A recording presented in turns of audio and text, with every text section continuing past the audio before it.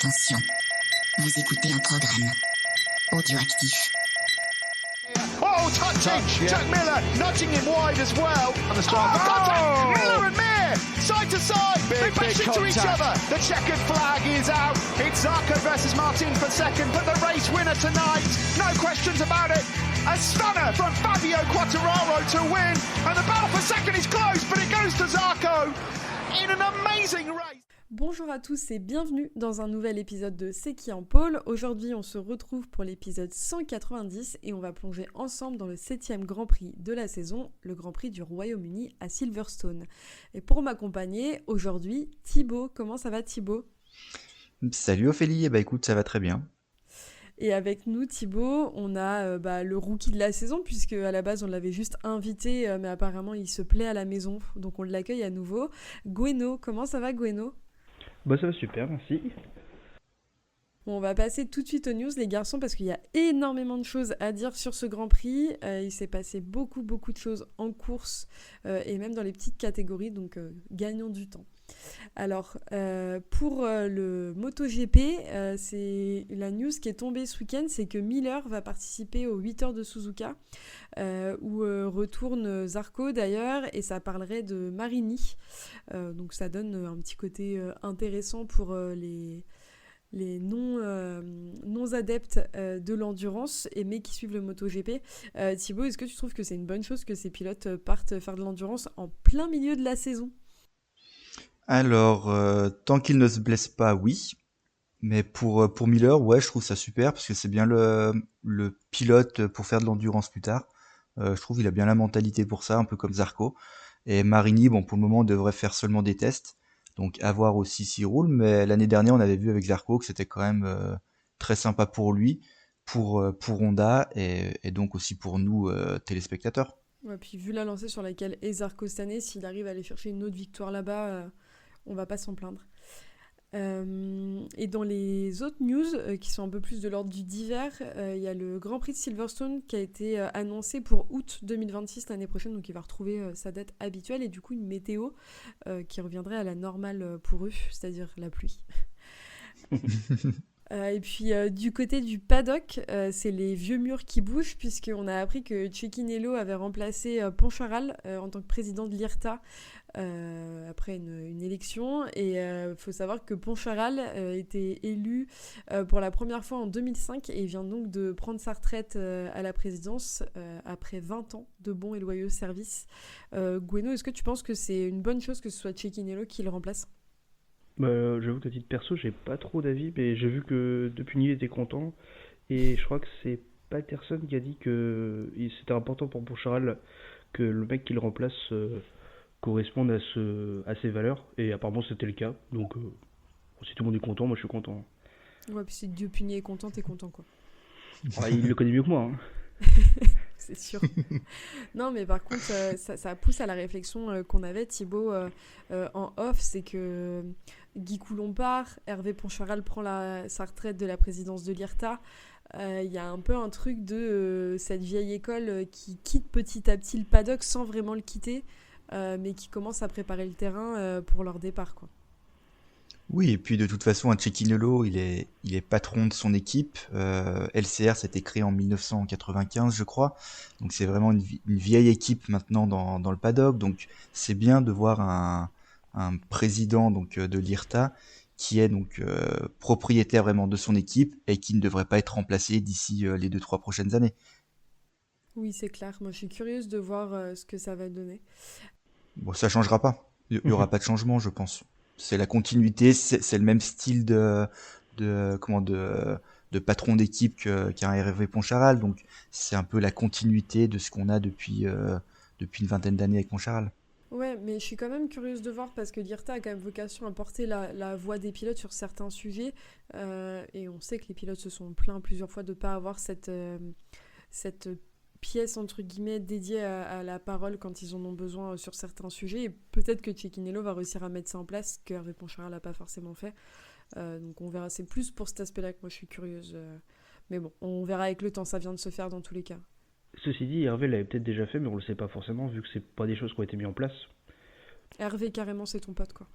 Ouais. Ouais, bon. j'étais lancé. Non, mais ce que je veux dire, c'est que théoriquement, s'il a porté la voix des pilotes sur certains sujets, peut-être que c'est des sujets dont on n'a même pas eu connaissance parce que justement, ça a été stoppé avant qu'on entende trop parler. Oui, Et ça, c'est du coup, possible. c'est difficile à mesurer. Ouais, je suis d'accord avec toi. On va passer tout de suite au Moto 3, les garçons, puisque pareil, il s'est passé beaucoup de choses. La première, c'est Berthele qui a donné des nouvelles le lundi après le GP pour la première fois depuis son accident. Pour rappel, il avait eu une fracture du tibia et il aurait eu aussi des problèmes de mémoire d'après certaines infos. Donc on espère que ça ira mieux pour lui bientôt et qu'il pourra revenir très vite. Et du côté des news aussi, on a Adrian Fernandez qui est forfait pour le Grand Prix de Bretagne. On pense fort à Kevin, il devait être très content. Et il a été remplacé par Joël Esteban qui va connaître sa 3e équipe de la saison déjà, alors qu'on est qu'au 7e Grand Prix. Et pareil, on a Uriarte qui est toujours forfait. Il a été remplacé par Max Cook. Pour la petite anecdote, Max Cook, c'est un pilote anglais de 23 ans qui en temps normal fait du BSB, donc qui conduit des 1000. Et il n'a pas piloté de Moto 3 depuis 2020. Donc il y avait une petite réadaptation à faire. Et puis après, c'est plus des pénalités parce qu'il y en a eu pas mal ce week-end. En Moto 3, on a eu 2 longues laps pour Yamanaka pour vitesse réduite lors des qualifs, un long lap pour Almanza et on a eu un double long lap pour Uche Moudley qui a fait un strike à Jerez et comme il n'était pas présent au Mans, fallait bien sûr effectuer sa pénalité. Et pour finir, la pénalité, je pense qu'on va pouvoir en discuter rapidement. C'est celle de Rueda qui a été pénalisé après les qualifs. Il a dû partir dernier sur la grille de départ alors qu'il avait réalisé la pole position. Et la pénalité est due au fait qu'il a été lent dans un virage en gênant Piqueras d'après la direction de course. Pourtant, quand on regarde les temps dans le secteur, il n'était pas plus lent que les autres. Mais la direction de course a conclu qu'il l'avait fait exprès d'être plus long que les autres. Donc voilà pour Rueda et sa pénalité. Et puis pour les qualifs, c'est Perone, Perez, Nepa, Rossi qui se sortent de la Q1. Et du coup, Rueda qui prend la pole devant Carpe, Piqueras, Almanza, Calso, Quiles et Lunetta. Et les résultats de la course, attention, vous allez comprendre pourquoi c'est important qu'on parle de la pénalité de Rueda. C'est que c'est Rueda qui a gagné. Devant Quiles, Lunetta, Carpe, Perone, Almanza et Pini, Yamanaka et Perez. Et Carraro qui vient finir le top 10. Thibaut, la pénalité de Rueda et sa remontée stratosphérique qui est pas sans nous rappeler un certain Pedro Acosta, qu'est-ce que t'en penses ? Ouais, alors la pénalité, je ne l'ai pas comprise. Pour moi, alors oui, enfin là c'est vraiment la direction de course a décidé qu'il avait ralenti et qu'il avait gêné Piqueras, mais contrairement à des fois où vraiment c'est décidé par rapport au temps perdu, là c'est pas le cas. Donc c'est vraiment, enfin c'était un peu bizarre cette pénalité. Et puis la victoire, Rueda, voilà, il est le plus fort cette saison. Et on sait qu'en Moto 3, c'est quand même plus simple aussi que dans d'autres catégories pour doubler. Donc déjà, dès le premier tour, il était 19e, il était 8e au 6e tour. Donc il a tout rapidement repris, on va dire, le gros groupe qui se battait pour la victoire.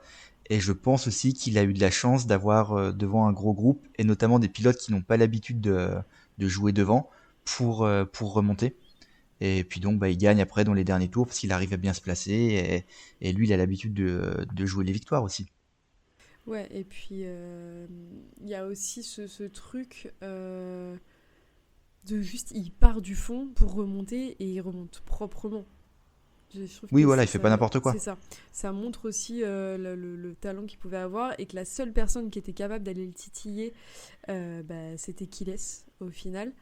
Gueno, après le Grand Prix de France avec Pierre et Kevin, je leur posais la question et on s'interrogeait sur le fait que Rueda était ou non imbattable cette saison par rapport à Piqueras. Moi j'avais tendance à dire que ça allait être très compliqué d'aller le chercher pour aller récupérer des points pour Piqueras et d'aller prendre le titre.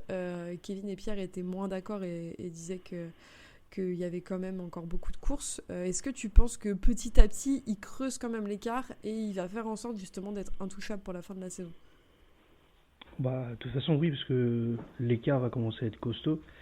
Et puis, Piqueras, là, il avait quand même une vraie chance de lui mettre un petit écart, plutôt de combler l'écart qu'il y a entre les deux. Et puis, au final, Bon, il a marqué 0 points. Et par contre, c'est marrant parce que j'ai eu la discussion de tout à l'heure. Je me suis demandé si finalement celui qui allait pas le plus le gêner. Alors après, il y a eu qu'un Grand Prix, mais c'est pas qu'il laisse. Parce que dans les derniers tours, c'était le seul qui arrivait à le tenir. Il y avait déjà il y avait un petit écart entre le deuxième et le troisième.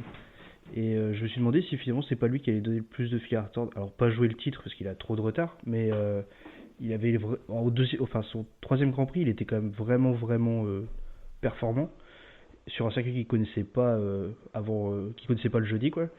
Et je me suis demandé si c'est pas lui finalement qui allait le plus emmerder Rueda tout au long de la saison. Bah, puis il y a un peu ce truc de il s'aime pas aussi. Qui laisse Piqueras, ouais. Qui laisse Piqueras, Rueda, enfin tu sais, c'est la les team, trois, ouais. Ouais, c'est Je la savais pas team que Rueda Red était Bull aussi Cup. dans le. Ouais, Carpe aussi. Oui, ça. en fait, ils s'aiment pas du tout, quoi, tous. Ouais, bah en fait, ils se battent ensemble depuis des années, quoi. Donc c'est Ouais, sûr c'est qu'ils sont ça, pas ouais. potes. Mais c'est vrai qu'il était quand même impressionnant parce que c'est vrai, c'est le dernier tour, Rueda il arrive un peu à s'échapper et c'était le seul qui arrivait à rester dans la roue arrière. Après, moi, je pense aussi pour Rueda, enfin cette saison, le Moto 3, c'est quand même très ouvert. Et la preuve, c'est Joël Kelso qui est 3e du championnat. Alors, Oui. j'ai rien contre lui, mais ça montre en fait, non, mais ça montre en fait que, enfin là, Rueda, il est 1er du championnat à 140 points. On a Piqueras 87 points et Kelso 77 points. Après 7 Grands Prix, 77 points pour le 3e, c'est pas non plus exceptionnel. Donc c'est très ouvert en fait. Oui, Là, on a un Luneta aussi qui est sur le podium, qui fait podium après 3 Grands Prix, il a déjà fait une pole à son 2e Grand Prix. Valentin Perronnet qui pour moi aussi vraiment fait une super course chez Tech 3. Lui, même en Junior GP, en Red Bull Rookies Cup, il était pas vraiment dans les meilleurs et là il fait top 5. On a Almanza qui l'année dernière était tout le temps par terre, il arrivait pas à marquer un seul point. Là, en fait, il fait un peu, il joue la victoire aussi. Guido Pini aussi qui est dans le top 7. Donc là, on a que des rookies bientôt qui sont devant. On a même un Vicente Pérez qui n'a jamais rien fait, qui a 28 ans, qui toutes les années vient faire 2-3 courses un peu en wildcard. Il est 9e. Donc en fait, c'est vraiment Rueda, lui, il fait pas d'erreur. Il marque des bons points et oui, je pense qu'il est meilleur que tout le monde. Là, tu vois, il y avait un débat comme ça après la course qui disait est-ce que Rueda, avec ce qu'il fait, a des choses à envier à la saison d'Alonso de l'année dernière? Oui, parce que la concurrence n'est pas la même. Ah, mais je suis complètement d'accord avec toi. Et puis il y a que cette GP. Faut voir aussi comment il tient sur la longueur. Oui, c'est Oui, sûr. voilà. Si il est capable de nous faire un début de saison tonitruant et une deuxième partie compliquée comme beaucoup d'autres l'ont fait. Bon, en tout cas, on verra Mais d'ailleurs, par la suite. c'est Alonso qui a fait la même chose à Silverstone en 2023, je crois. Si je dis pas de bêtises. Ouais, c'est ça. Hein. Ouais. Alonso était parti dernier, il avait gagné aussi à Silverstone. C'est ce Comme qui me quoi, semblait, mais les j'étais pas talents. sûr. Bon, et puis il y a Piqueras aussi, du coup, qui réalise pas une course série, puisqu'il va chuter à 2 virages de la fin, parce que Furusato le met par terre. Ça complique aussi les choses pour lui, ça crée l'écart, même si c'est pas grand-chose, ça crée l'écart et ça aide pas pour la suite pour ce pilote. Ouais, et puis Piqueras, sur ce coup-là, sur cette course, en tout cas, à aucun moment il s'est battu pour le podium. Ouais. Il était toujours vers la 8e place, 7e, 8e place. Et bon, vraiment pas de chance à la fin où il en Furusato le met par terre. Mais oui, il était pas devant. Ouais. Il nous a fait une course à la Bagnaia, en fait. Ça, c'est dur. Ouais, et puis surtout, en face, il avait des très bons rookies, puisque Kiles, Carpe, Perronnet et Pini sont dans le top 7. Donc il y a quand même à noter qu'il y a une concurrence cette année auprès des rookies qui est impressionnante, que c'est des pilotes qui arrivent à s'adapter très vite à la moto, et que je pense qu'ils ne s'attendaient pas à devoir faire face à tous ces pilotes.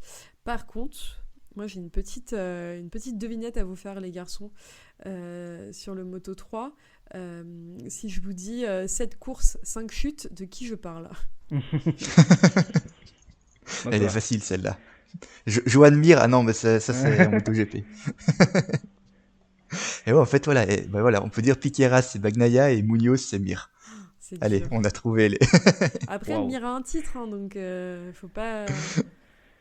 Ah bah oui. Mais oui, c'est extrêmement compliqué la saison de Munoz et c'est les présentateurs sur Canal qui en parlaient la semaine dernière en disant qu'il allait falloir que mentalement il passe ce gap puisqu'il a le talent de réussir à rester sur ses roues, quoi. Donc ça devient Mais ça me très fait très penser, compliqué pour lui. ça me fait penser un peu à un Mazia qui était arrivé très rapidement devant, un peu à jouer des podiums et tout. On savait qu'il était très bon. Et pendant 4-5 ans, en fait, alors, il jouait, enfin, dès qu'il était sur ses roues, il était dans le top 5, mais il était enfin, 2 courses sur 3, il était par terre. Ouais, ouais, c'est vrai, j'avais complètement oublié Mazia, son existence tout court d'ailleurs. En Ouais, il vient de Superbike. gagner, ouais. C'était dur quand même. Oui, mais oh, ça va. Euh, bon, on va passer au Moto 2, les garçons, puisqu'on on parle et on va faire un épisode de 6 heures. Sinon, du côté du Moto 2, il y avait quelques petites infos à prendre. C'est que Mario Agi a été déclaré forfait après la FP1. Il n'est pas encore remis de sa blessure à l'épaule, il était déjà absent au Mans. Colin Verrer n'a pas participé au Grand Prix de Grande-Bretagne. D'ailleurs, je ne sais pas qui a écrit ça dans le conducteur, on ne dit plus Grand Prix de Grande-Bretagne, mais Grand Prix du Royaume-Uni. Parce qu'il a été victime d'un accident à l'entraînement en début de semaine. Comme quoi, on le répète, on le dit, ça ne rentre pas. Il faut arrêter de s'entraîner entre les courses, les gars. Oui, bon, après, il aurait rien fait de plus, il aurait terminé 19ème. Oh, t'es rude. Et Agi, c'est pareil, donc c'est pas très grave. C'est ça. C'est comme quand Nakagami n'était pas présent pendant les courses, quoi. C'est Qui? ça.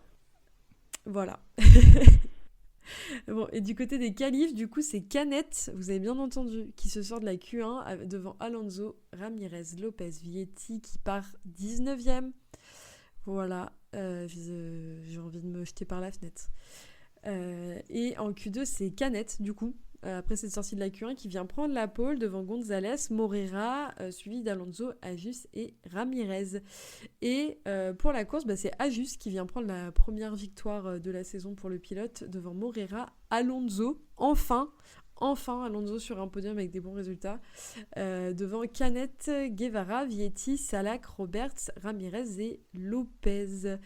Et on retrouve au désespoir de Gueno, Jack Dixon, 11e pour son petit Grand Prix à domicile. Et puis les pilotes qu'on aime bien suivre en Moto 2 comme Olgado et Honshu sont 18 et 19e. Et au championnat, ça donne Gonzalez avec 111 points devant Canet 108 et Dixon 82. Gueno, je vais te laisser la parole pour ça parce que je sais que tu avais envie d'insulter dans tous les sens Canet à la fin de la course. Qu'est-ce que t'en as ressenti de cette course de Canet et surtout de la course d'Alonso?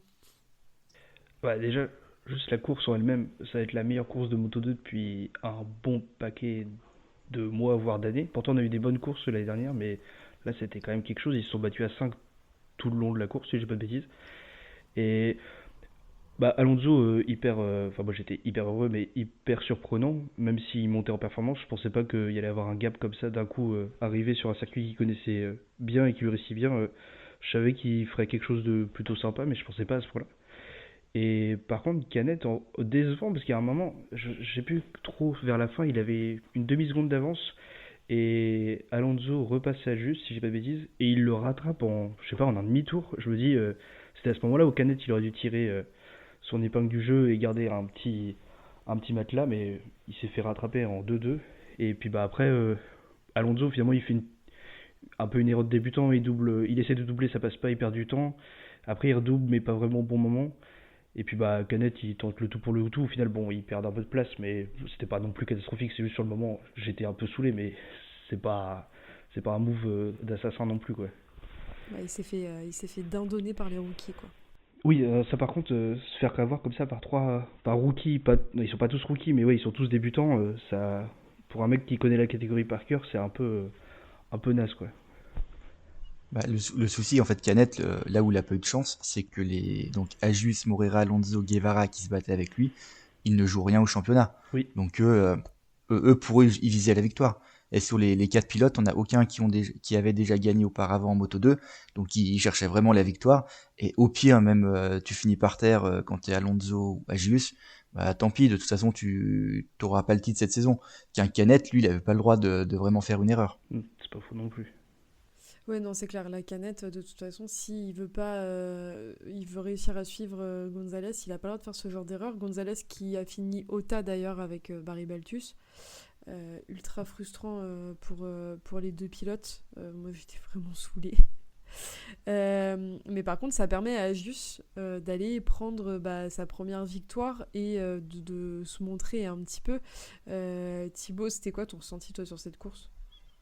Non, mais c'est vraiment une super course à regarder. Et donc, ouais, comme je viens de dire, d'avoir des pilotes, on va dire, qui n'ont pas l'habitude de jouer les victoires, bah, les mecs, en fait, ils se lâchent, ils vont pas penser au championnat.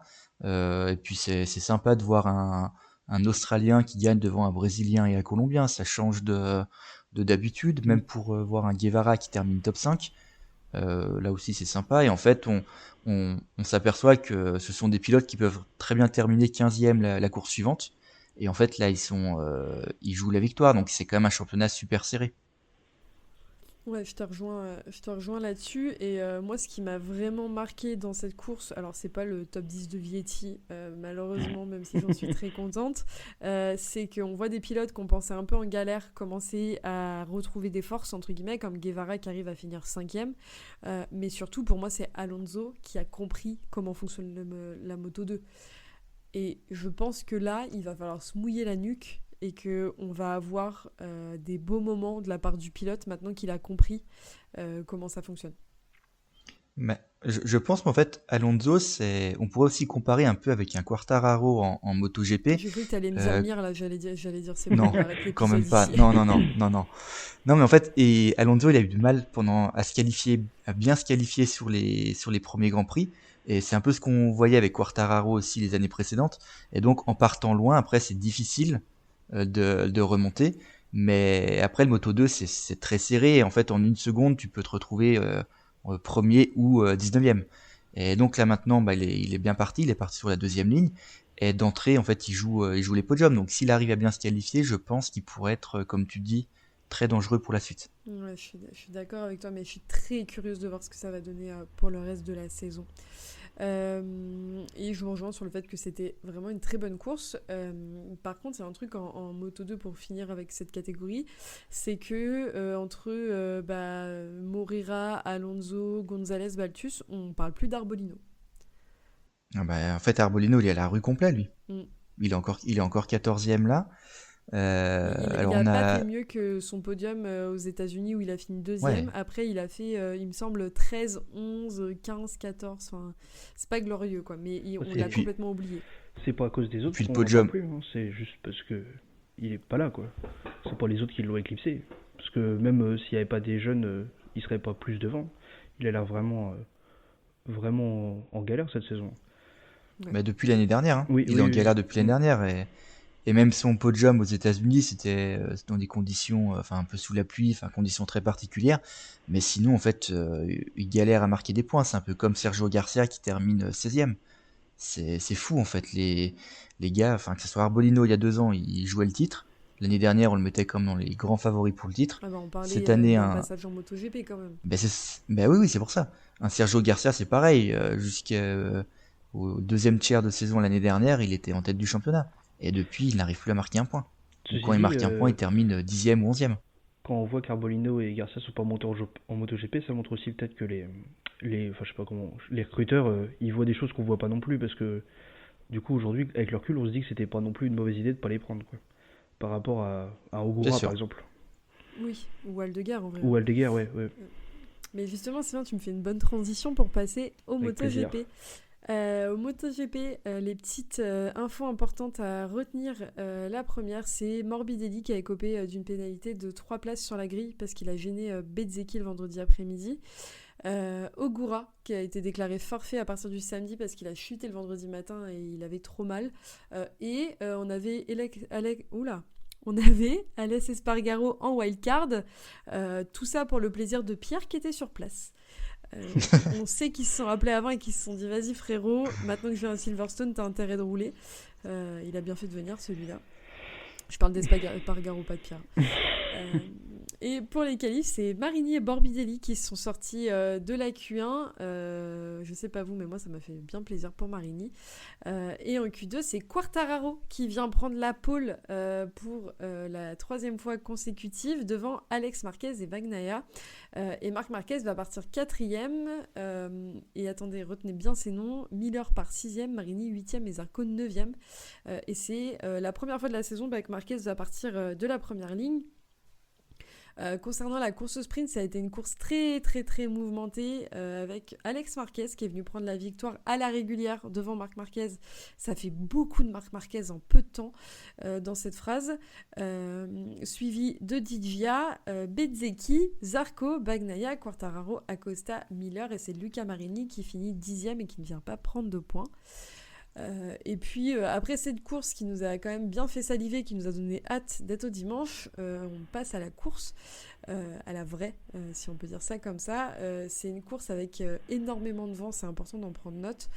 Et c'est Alex Marquez qui a fait le all shot, mais qui va aussi vite qu'il est parti tomber dans le premier tour avant même le premier virage. Entre le vent et la température des pneus, c'est une erreur peu surprenante pour le circuit, mais surprenante venant du pilote et vu le début de sa saison.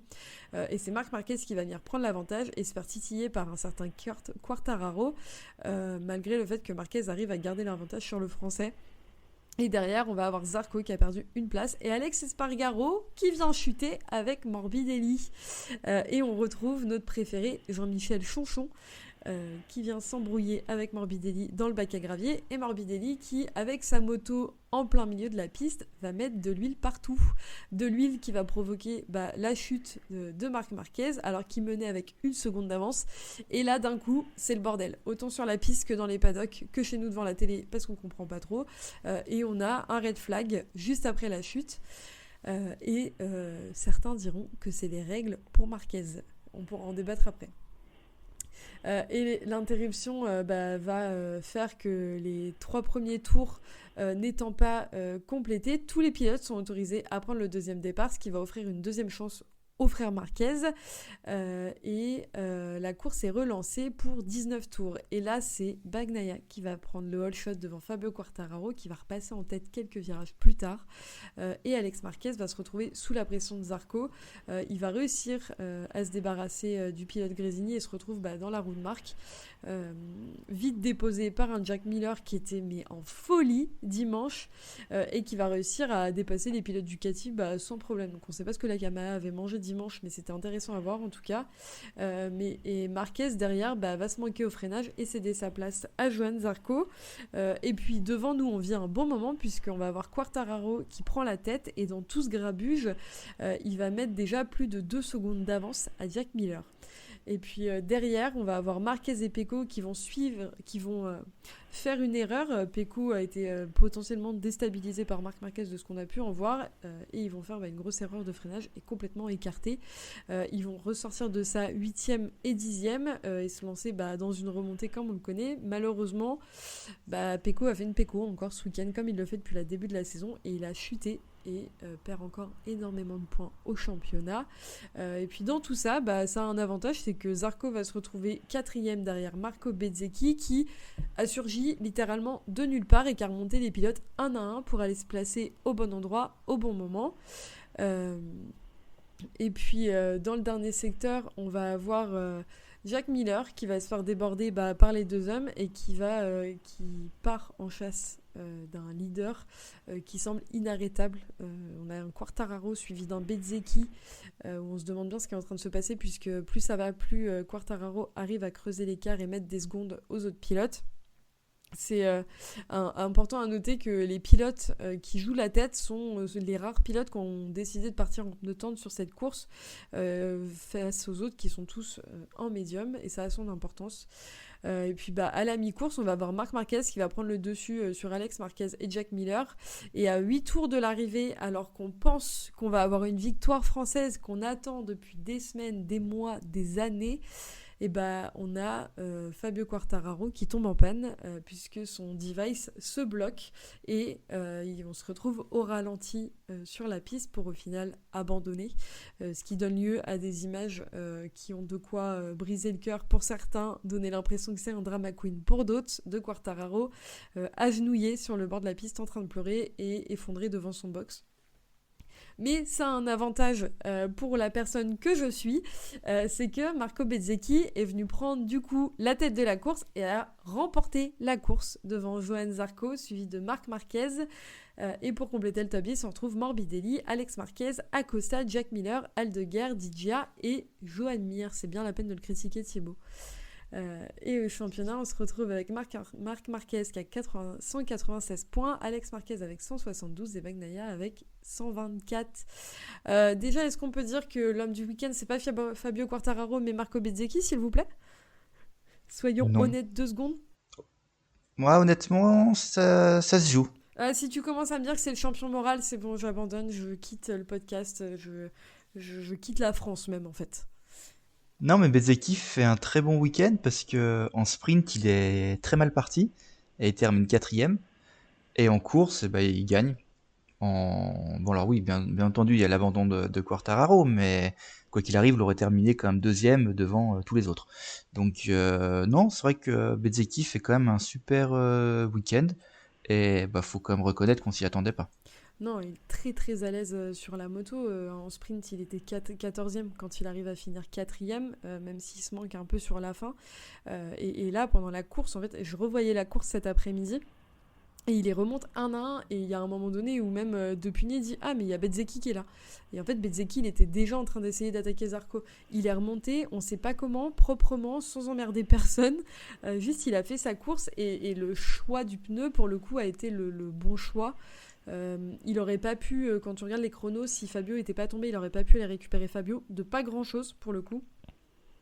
Ils ont des rythmes assez similaires, mais il a fait un très très bon week-end et ça fait plaisir de voir l'Aprilia réussir à faire ça, de voir Bezzecchi qui retrouve la victoire, qui fait un peu taire tous ceux qui disent qu'il aurait même pas dû partir chez Aprilia et qu'il ferait mieux de prendre sa retraite. Et puis surtout, ça a donné lieu à un truc qu'on n'attendait pas, c'était la déclaration de Rivola envers Martine, qui a fini par dire Martine, tu vois, ta moto, elle peut gagner. Puisque ça, on n'en a pas parlé, mais ça fait quand même quelques jours qu'on a toutes ces rumeurs d'un départ de Martine de chez Aprilia. On en a parlé dans l'épisode post-Le Mans. Et surtout, on a eu cette semaine Martine qui a fait des déclarations bien mystérieuses en disant... je suis de retour bientôt et c'est là que commence le vrai début et puis bientôt de retour, vous aurez ma vraie version de l'histoire, alors que derrière Aprilia jeudi te fait un communiqué en disant que tout va bien et qu'ils sont en contrat ensemble pour 2 ans. J'ai trouvé que le move de Rivola, j'arrive pas à savoir si c'était un énorme doigt d'honneur à Martine ou si c'était un peu un move d'enfoiré de l'enfoncer encore plus. Moi, je crois que c'était à chaud parce qu'après il s'est un peu rétracté. Je crois qu'il a dit que c'était une erreur de traduction, qu'il avait pas voulu dire ça. Je pense qu'il l'a dit sur le canal, ouais. Sur le coup de la joie, mais je pense pas que c'était un truc très réfléchi. Et après, il s'en est mordu un peu les doigts, je crois. Non, mais je pense que comme Canal tout de suite lui a demandé quand ils l'ont interviewé ce que vous avez dit en gros, Rivola dit non, mais c'est juste pour dire à Roré, voilà, la moto elle peut gagner, on t'attend vraiment avec impatience. Ouais, non, faut quand tu sors ça, tu sais très bien quand tu dis ça que t'es enregistré, qu'aujourd'hui le MotoGP, la Dorna peut donner tes paroles à tout le monde. Tu dis pas ça, quoi. Donc là, oui, c'est de la com. Entre déjà le communiqué le jeudi, ce que dit Rivola là, ouais, ça sent quand même pas très bon entre Martine et Aprilia. Mais surtout, en plus de ça, Martine qui poste « Vous aurez ma version de l'histoire très vite » pendant la course. C'est sorti vraiment à quelques minutes de la course. Pendant la course, je sais plus, mais c'était vraiment le timing, ouais, mais en fait, quand même choisi bizarrement, quoi.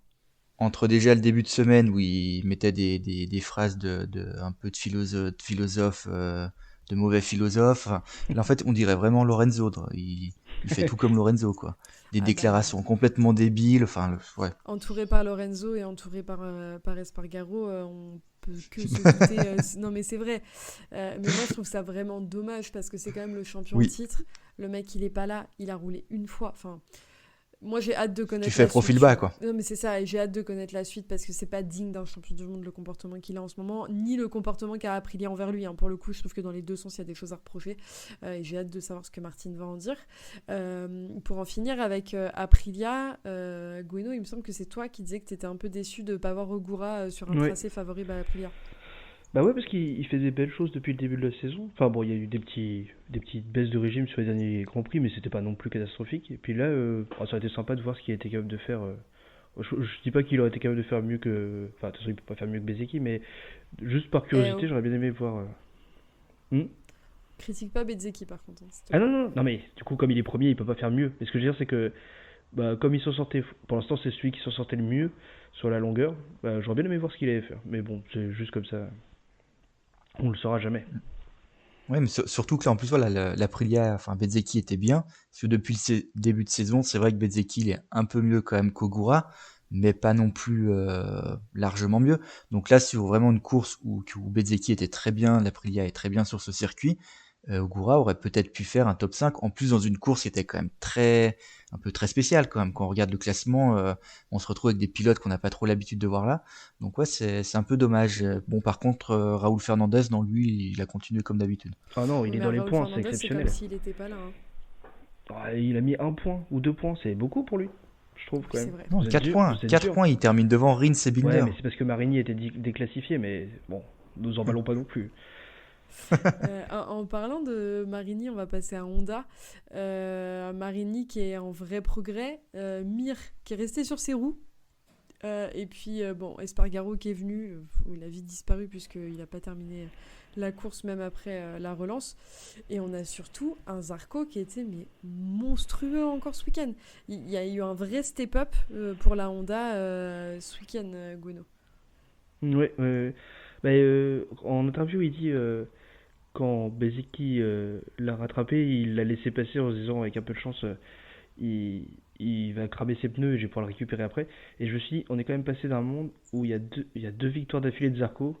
Et je sais pas, ça aurait été quand même complètement ouf. Je suis très content pour Bezzecchi, mais 2 victoires de Zarco d'affilée, ça aurait été juste incroyable. Et puis Honda qui n'avait pas gagné à Silverstone depuis 2021, il me semble. Avec la Honda. Non, il n'y a pas de podium depuis 2021 avec la Honda. Ah oui, ouais. Podium, ouais. De toute façon, depuis 2021, ils n'ont pas fait beaucoup de podium tour. Hein. Oui, c'est rude, mais c'est vrai. Non, mais c'est pas pour être désagréable, mais malheureusement, surtout depuis le départ de Marquez, quoi. Et Thibaut, est-ce que tu penses que ce week-end de Zarco, qui d'ailleurs en parlant de pneus, quand on voit les images du pneu, avait vraiment les pneus bouffés jusqu'à la jante, est-ce que tu penses que la Honda a passé un vrai step-up ou c'est aussi le circuit qui aide cette moto ? Je pense pas que c'est ce week-end que Honda a vraiment passé un step-up, mais c'est même depuis le début de saison, parce que Zarco, c'est 5 fois dans le top 7 depuis le début de saison. On a un Mir, même si on se moque beaucoup de lui, enfin je me moque surtout de lui, mais à chaque fois qu'il chute, il est souvent dans le top 10. Un Marini, il termine 5 fois dans le top 10 depuis le début de saison aussi. Donc en fait, Honda a quand même énormément progressé. Et alors oui, c'est pas seulement des podiums ou 3e ou 4e place, mais c'est plus aux alentours entre la 6e et 9e place. Et c'est vrai que Zarco, bon, il y a eu la victoire au Mans qui est dans des conditions très spéciales. Et là encore, il fait podium.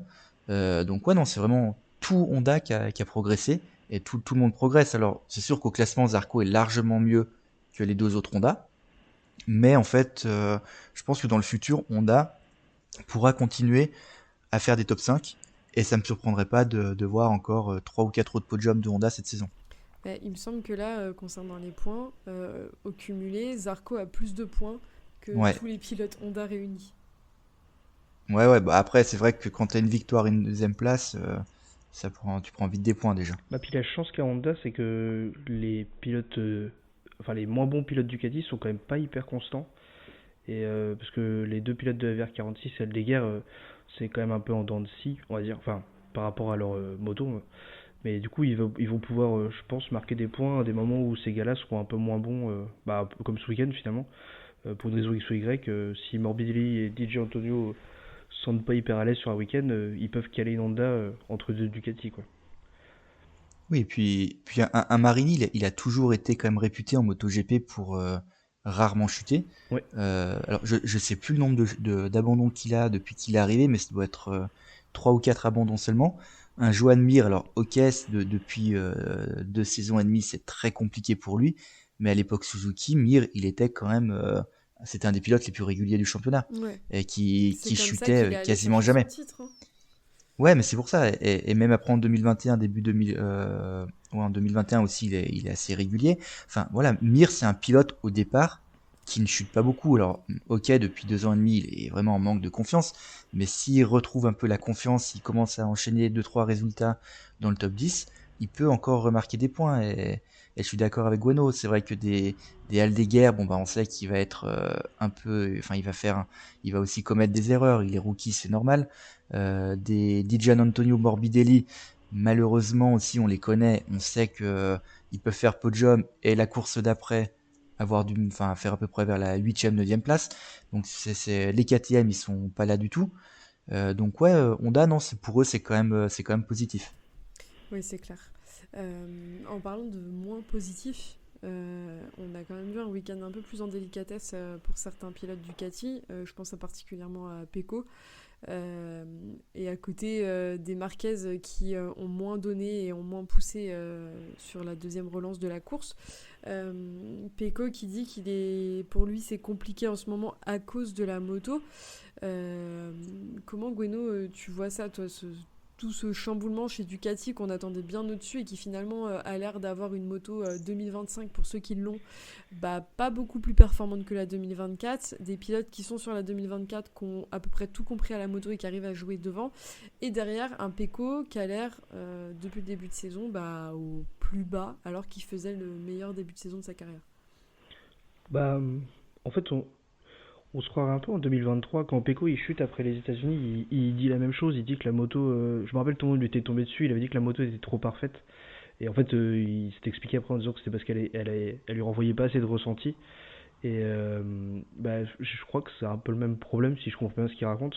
Le seul problème pour lui, c'est qu'aujourd'hui, son coéquipier, c'est plus un Bastianini qui est à l'hôpital, mais c'est Marquez. Donc Marquez, même avec une moto compliquée, on va dire, parce que je vais pas dire pas bonne, mais un peu difficile à cerner, il met des gros points.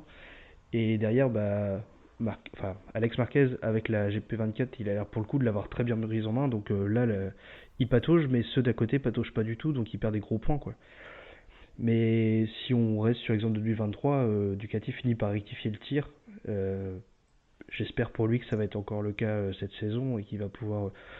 Bon là, je pense que pour le titre c'est quand même compliqué, mais c'est pas fini. Mais au moins retrouver le Pecco qu'on connaît, quoi. Ouais, je suis d'accord avec toi.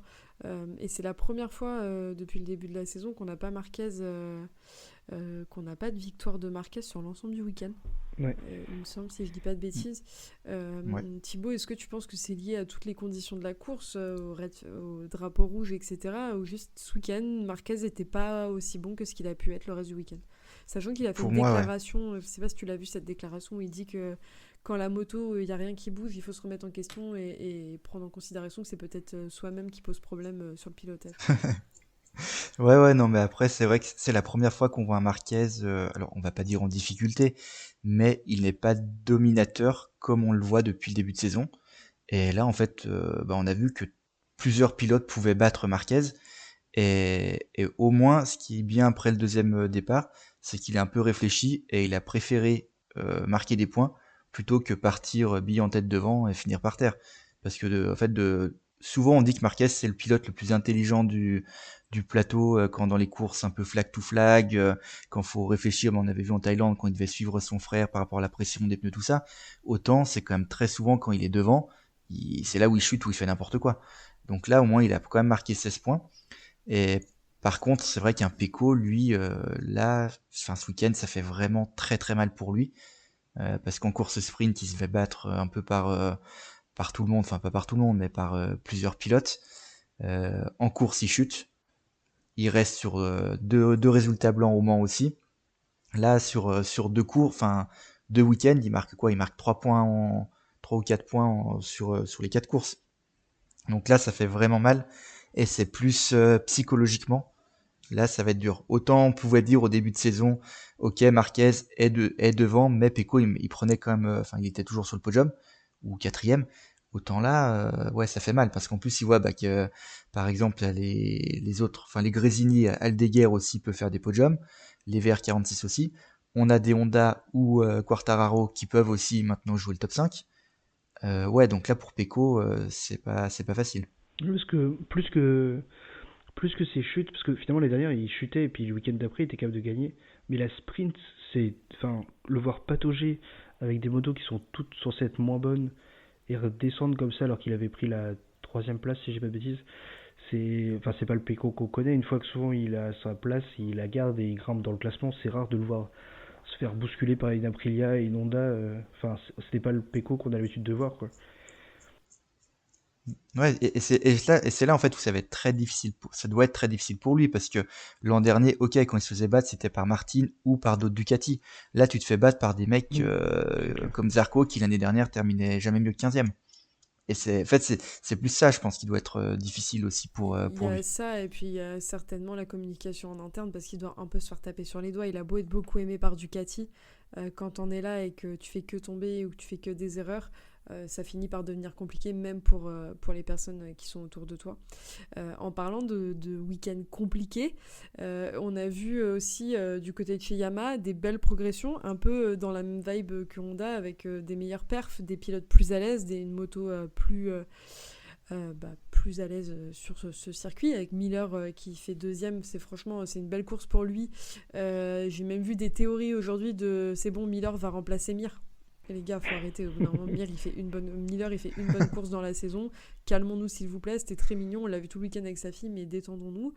Par contre, Quarta qui joue à nouveau les pole positions, qui joue à la régulière et qui tombe en panne puisque son device se bloque. Je sais pas la mère de qui, voilà, mais il s'est fait porter l'œil, ce garçon.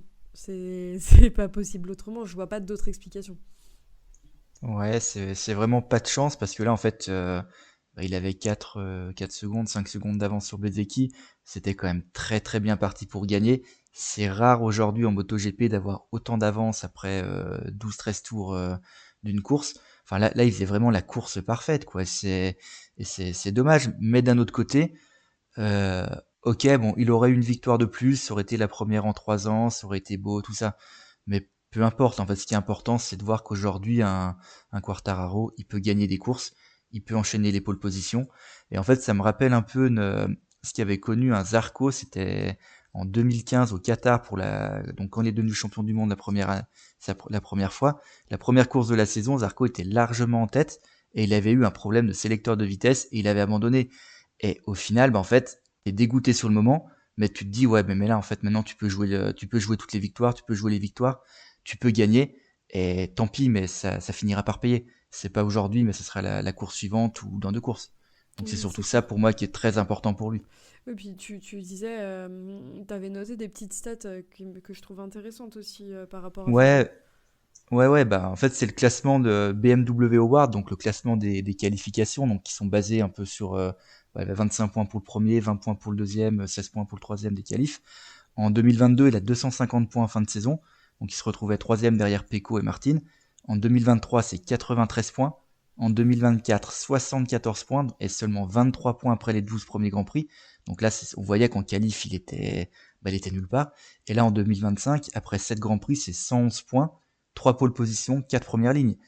Ça c'est super. Enfin, ça montre tout de suite le step qui a été passé par Yamaha et par Quartararo depuis le début de saison. Et pareil aussi sur même les victoires en 2022, il a 3 victoires, mais il a une seule pole position en 2022. Et on rappelle, en 2022, au milieu de saison, il avait 91 points d'avance sur Bagnaia. Bagnaia avait gagné. C'est là où Quartararo remporte sa dernière victoire au Sachsenring.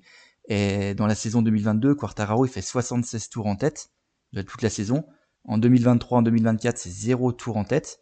Et là, en 2025, il a déjà fait 29 tours premier après cette Grand Prix. Donc, ouais, ça montre que depuis milieu 2022, Quartararo avait du mal. 2023-2024, c'était très très difficile. Et en fait, là, on a à nouveau le pilote qu'on a connu en 2019, 2020, 2021 et début 2022. Ouais, puis Yamaha fait aussi un step en avant de toute façon dans l'ensemble. Gueno, tu disais qu'il y avait un nouvel aéro sur la Yamaha ce week-end. On va pas rentrer en détail dedans pour l'instant parce qu'il n'y a rien de défini, mais ils font quand même des efforts pour aller en avant. Moi, la chose qui me fait peur, c'est de se dire, les mecs, ils commencent à avoir une moto qui redevient à peu près stable et performante. Et ils sont en train de changer et préparer une nouvelle physionomie de moteur qui potentiellement va pas du tout leur convenir. Bah, en vrai, ça, je me suis posé la question parce que, en fait, ce qui manquait à la YAM, enfin, un des trucs qui manquait et qu'on a beaucoup entendu sur les trois dernières saisons, c'était le manque de time attack. Mais le rythme de Fabio en course, il a toujours été bon. Même dans les GP où il finissait au fin fond du classement, quand tu regardais les interviews et tout, il disait toujours que le rythme était bon. Et aujourd'hui, la YAM, elle a l'air d'avoir surtout progressé sur le time attack. Donc en fait, je sais pas si la moto est, enfin, elle est bien mieux en qualif, mais je sais pas si en course, avec les datas et tout, eux ils se rendent peut-être compte qu'elle est finalement pas meilleure qu'avant, mais que par contre, comme il se qualifie bien mieux, il finit bien mieux parce que bah, malgré tout, ça reste un sport où si tu te qualifies devant, t'as plus de chances de finir devant. Et en fait, parce que j'imagine qu'ils savent quand même ce qu'ils font, je me dis que s'ils continuent à pousser avec le V4, etc., c'est peut-être qu'ils savent, ils se rendent bien compte qu'il y a quand même une limite et qu'aujourd'hui ils ont réussi à trouver comment débloquer les qualifs, mais que le rythme de course est. Parce qu'en ligne droite, elle n'a pas l'air toujours très performante. On le voyait samedi quand il était avec les autres motos, la YAM elle sort toujours pas beaucoup de vitesse de pointe. Donc il lui manque quand même 2-3 trucs pour vraiment se battre devant, quoi. Mais d'ailleurs, je crois qu'il ramène aussi un nouveau moteur au Mugello, justement pour Ouais. pouvoir là-dessus. Et là où je suis d'accord avec toi, Gueno, c'est vrai qu'en time attack, bon, ils ont vraiment progressé. Quand Quartararo est seul, donc là, il a pris un très bon départ, il était en tête, il a pu enchaîner ses tours, en fait, faire un peu ses tours, sa course. Par contre, on a vu en sprint, quand il est toujours un peu en Ouais, bagarre au milieu d'un paquet, et on le voit depuis le début de saison, et en fait, c'est là où il galère. Quand c'est il ça. arrive à prendre un bon départ, qu'il a personne devant lui, ou en tout cas un ou deux pilotes devant lui, ça va. Par contre, dès qu'il se retrouve sixième, septième au milieu d'un paquet où ça peut un peu se doubler, se redoubler, et là, il galère vraiment. Ouais, Ouais, après, je pense que Yamaha, ils ont aussi pour moi, ils mettent les choses en place pour s'améliorer. Il y a eu un changement de oui, politique sur le développement clairement. des motos avec le fait d'avoir plus de choses en Europe. Enfin, tout ça, ça joue beaucoup sur la moto. Il y a l'air d'avoir une meilleure communication aussi pour eux. Il y a les concessions qui jouent. Enfin, il y a beaucoup de choses qui font que ça a l'air de s'améliorer dans le bon sens. Après, à voir. Tu vois, pareil, on va à Aragon dans 15 jours. Est-ce que ça sera la même chose? On verra. Et si Ouais. il confirme sur les 3-4 prochaines courses, là on pourra se dire que vraiment Yamaha a fait un step up en avant. Si c'est pas le cas, bah, ça fera peut-être comme Aprilia était capable de le faire il y a 2 ans et l'année dernière avec une course valable par saison, quoi. Et puis, Ouais, après, ce qui est difficile pour Yamaha aussi, ce sont les pilotes. Ouais. Parce que, ouais, ok, la ouais, Miller fait une très belle course, on sait pas trop pourquoi, comment. Mais bon, après, on connaît aussi Miller, des fois, sur 10 tours, il est capable de jouer le podium et ensuite il dégringole. Et surtout, après, bah, c'est Oliveira et Rins, les deux estropiés du MotoGP. Enfin, aujourd'hui, quel est leur vrai niveau? Est-ce qu'ils sont vraiment à 100%? On ne sait pas, en fait. Mm.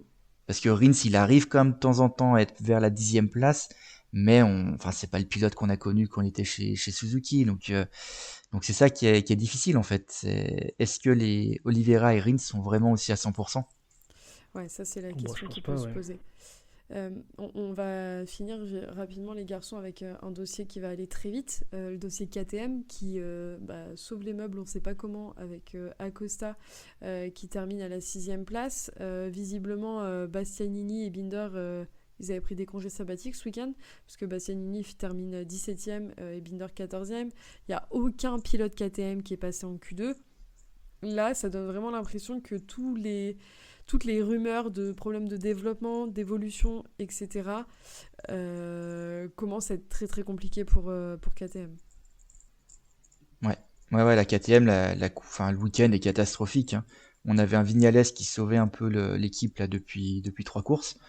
Et en fait, là, bah, de voir un peu des Honda qui sont mieux, les Aprilia, enfin l'Aprilia, on va dire de Bezzecchi aussi qui est bien, et KTM là, bah non, ils étaient pas là du tout quoi. Et Acosta, ouais, comme tu dis, c'est un peu, ils sauvent les meubles, on sait pas trop comment, mais le reste, ils sont loin. Et ça va, Gueno, du coup, ta passion pour Bastianini, tu la vis bien cette année? Attends, dis-toi que sur la course, on le voyait même pas sur le classement, j'étais déprimé. Il a dit que c'était la pire course de sa vie et pourtant il était au Mans il y a 2 semaines. Hein. Il est en train d'essayer de battre son record de pire course de week-end en week-end, c'est catastrophique. Faut Non, trouver mais un truc Au Mans, il voulait seulement faire des longues laps, il faisait seulement ça. Il a Après, fait en 20 même temps, bandes. le garage vert, c'est sympa au Mans, les gars. Il a fait 20 bandes de plus que les autres. Ah, putain. Le mec, il y est encore là. En fait, il est en train de terminer sa course. Il est allé à Silverstone, il est retourné au Mans parce qu'il s'est dit, il faut que je continue. Non, mais ceci dit, Bestia, ouais, mais il est en galère depuis le début.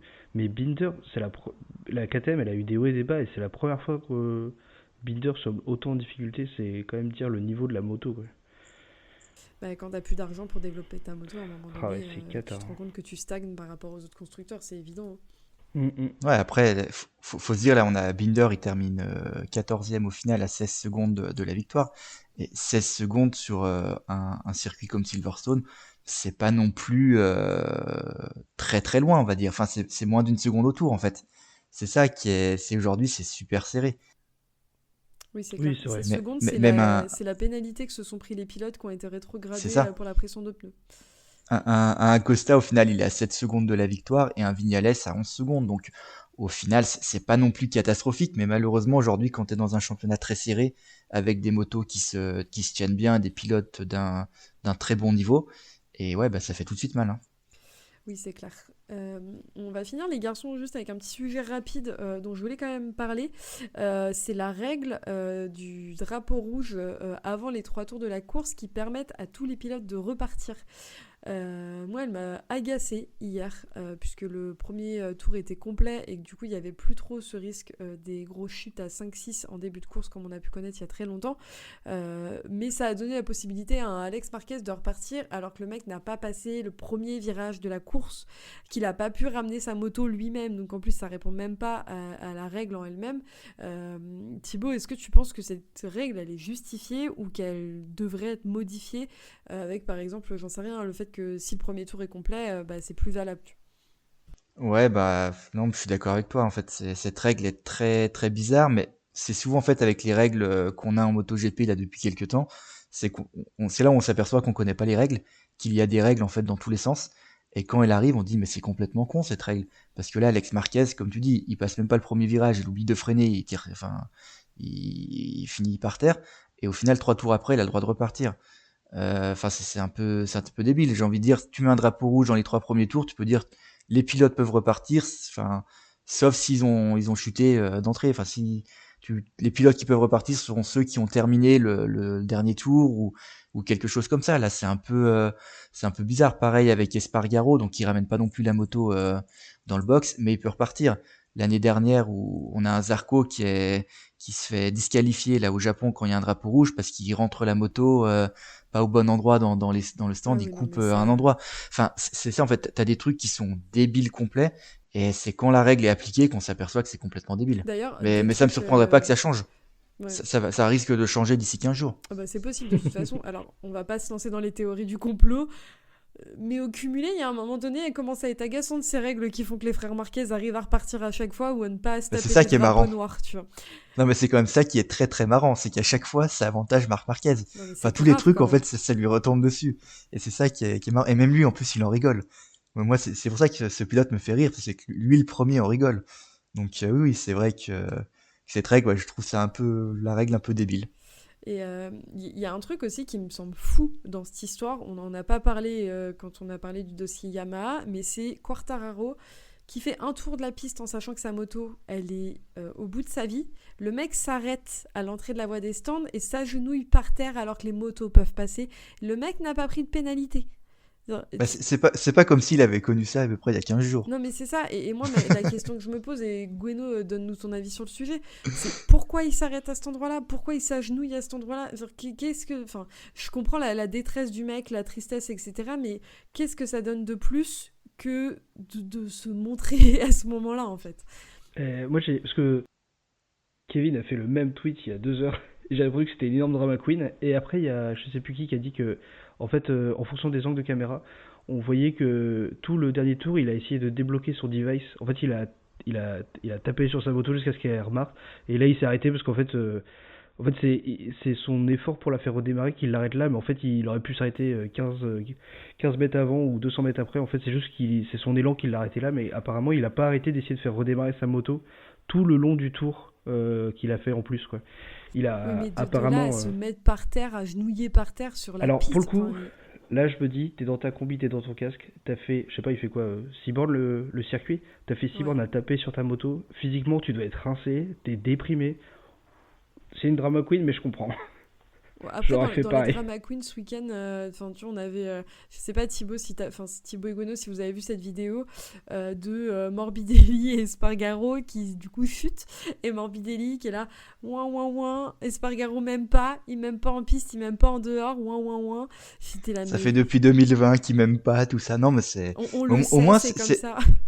C'est là où au final Espargaro sert à quelque chose. Ah bah il nous Il nous avait fait manqué, quand même, Jean-Michel il nous Chancel, fait rire hein. à chaque fois. Les deux là, que ce soit Morbidelli et Espargaro, bon pour une fois c'est pas la faute de Zarco, mais les deux nous font quand même rire à chaque fois, quoi. Surtout Enfin, on a envie de les que taper, mais ils nous font rire. les pilotes qui ont été gênés en tour qualif par Morbidelli, s'ils doivent venir se plaindre, Ouais. sur les 2-3 dernières années, il y en a un paquet, hein. Parce que là, il y a Bez cette année, au moins une fois. Pour moi, il y a Pecco aussi. L'année dernière, je me souviens de Bestia aussi. La liste est longue, hein. Donc je pense que s'ils viennent se plaindre, ça va lui faire bizarre aussi. Bref, les garçons, on va conclure sur ça, sur Espargaro, tu nous avais manqué parce que t'es vraiment relou. Mais on espère surtout que tu ne reviendras pas pendant la saison. En fait, c'est comme Simon Patterson. Oh là là.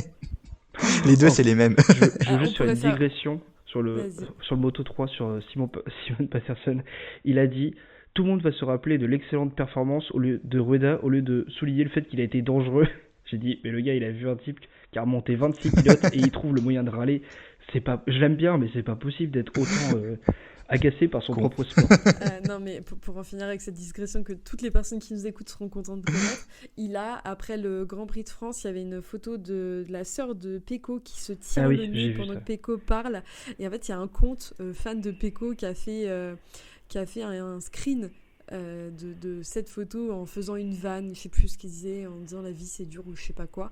Et il était en mode supprime cette photo piece of shit, un truc comme ça. Et genre, il était Oui, en il mode monte tu vers les vas tours, voir, il était en mode tu vas voir qui je suis, tu peux pas prendre ma photo, elle m'appartient. Et en fait, il a bloqué la personne en question et il en a fait des caisses. Et il s'est fait attraper le col par plein de gens parce que plein de gens lui ont dit frérot, t'as mis une photo que t'as pris avec ton vieil iPhone 11 du fin fond de la salle de presse sur Twitter. Les gens font des blagues parce que la photo est drôle. Qu'est-ce que tu veux en fait? Et lui, il est en mode non, C'est mais la clair. propriété intellectuelle. Et t'es là, mais frérot, tu n'es personne en fait. Genre, calme-toi. Vraiment, Oui, c'est comme si nous, Michel Turcot, venait faire des caisses en disant la star du paddock, c'est moi, tu vois. Enfin, tranquille. Il y a 3 Anglais qui te connaissent, tu suis de BSB avec ta meuf, laisse-nous tranquille. Bref, voilà, il m'a agacé. Waouh. Sinon, tu l'aimes bien. Non, mais il est très intéressant sur plein de choses, mais c'est comme tout, quand il fait des gros tweets où Marquez ne cite pas Pecco, il est en mode Marquez lance des tirs à Pecco en salle de presse. Frère, il a rien dit, il a juste dit, il parle de lui-même en fait, donc laisse-nous tranquille. Bon, bref, je parle comme une italienne avec les mains devant mon micro puisqu'il m'agace. Tout ça pour clôturer l'épisode ici parce que je pense qu'on a fait le tour et que Aragon nous réserve encore plein de surprises. Donc on va se retrouver dans 15 jours du 6 au 8 juin. Thibaut, ton pronostic pour la victoire en MotoGP le dimanche en Aragon? Marc Marquez devant Alex Marquez et Bagnaia 3e. Putain, t'es pas drôle. Hein. Gueno? Non. J'aurais dit pareil, mais le troisième, j'aurais pas mis Pecco. Tu peux mettre Morbidelli. Ouais, je vais dire Aldeguer. Voilà. Je vais pas regarder. Ah ouais, c'est vrai. J'aime pas ce circuit. moi, je dirais jamais une victoire de Marquez, mais je mise sur un podium de Zarco parce que pourquoi pas en fait. Alors, ceci dit, Le truc, chaque c'est fois que qu'il a toujours été bon à Aragon, Marquez. C'est ça le truc quand même. Bah, et le ouais. frère aussi. Ouais, mais C'est la seule course où le frère était bon aussi. Donc si bon, ça c'est- chute, ça chute quoi. Ouais, Bon, il n'y a pas chuté tous les les- cas non plus. Bon, en attendant de voir si Marquez va aller remporter cette victoire, vous pouvez nous retrouver sur toutes les plateformes de streaming, sur YouTube, sur Twitter ou encore Discord ou Facebook pour discuter de moto. Vous pouvez retrouver Gweno sur Twitter qui va vous parler de Triomphe et de Bofamos en Superbike. C'est le seul fan au monde. Non, il y a de plein ce d'anglais pilote. qui sont fans, je suis sûr. Non, il n'y a Patterson qui a fait. Ah merde. Bon. Voilà, les garçons, merci pour cet épisode et on se retrouve très vite. Ouais, et ben merci, salut. Salut.